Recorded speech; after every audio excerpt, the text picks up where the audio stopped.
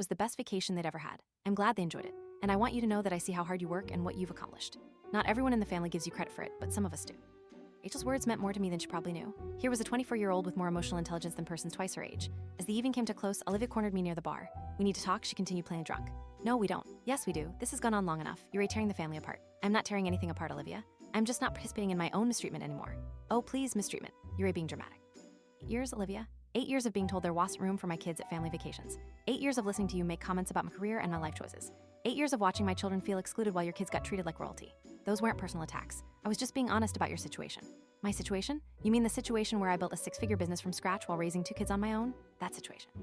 Olivia's face turned red. You act like you're so successful now, but where was all this money when we were growing up? Why didn't you have a stable job when your kids were little? Because I was building something better than a stable job. I was building a business. I was investing in my future instead of settling for comfortable mediocrity. Comfortable mediocrity. I have a good marriage and 4 healthy kids. And I'm happy for you, but that doesn't give you the right to treat me like I'm less than you because I chose a different path. Olivia looked around to ensure no one was listening before leaning in. Olivia looked around to ensure no one was listening before leaning in. You want to know the truth? Mom was trying to protect you. She knew you couldn't afford to contribute to vacation expenses the way Mike and I could. She was trying to save you the embarrassment. I stared at her for a long time. Olivia, I offered to pay for my share of expenses every single year. Every year, I told Mom I could cover food, utilities, whatever she needed. She never once asked me to contribute anything.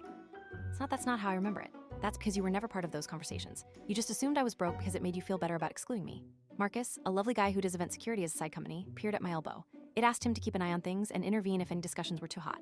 Everything okay here, Miss Amelia? Olivia seemed astonished. You really brought security to a family wedding? I brought insurance against drama. Looks like it was a good investment. I went away before she could reply. My phone began to ring early on Monday morning following the wedding. It was Uncle Benjamin. Amelia, I heard there was some tension at the wedding. Are you okay? I'm fine, Uncle Benjamin. Olivia had a few drinks and decided it was time for a heart-to-heart. David told me you handled yourself well. He also mentioned that you brought security, just a precaution.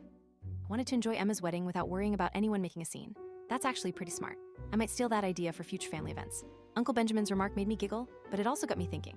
Perhaps I wasn't the only one who became tired of walking on eggshells around certain family members. By October, I was actively hunting for a second property. My business partner, Robert Chen, a hotel management specialist who approached me after learning about Seaside Haven's success, had discovered a mountain retreat property in North Carolina that was ideal for development. The Mountain View Lodge was a 20-room hotel featuring a spa, meeting facilities, and breathtaking hiking paths. It was in foreclosure and required extensive renovations, but it had tremendous promise. Amelia, this could be the flagship property for a whole chain. Robert said to me as we toured the grounds. Seaside Haven proves you understand the luxury family market. This place could capture the corporate retreat and spa weekend market.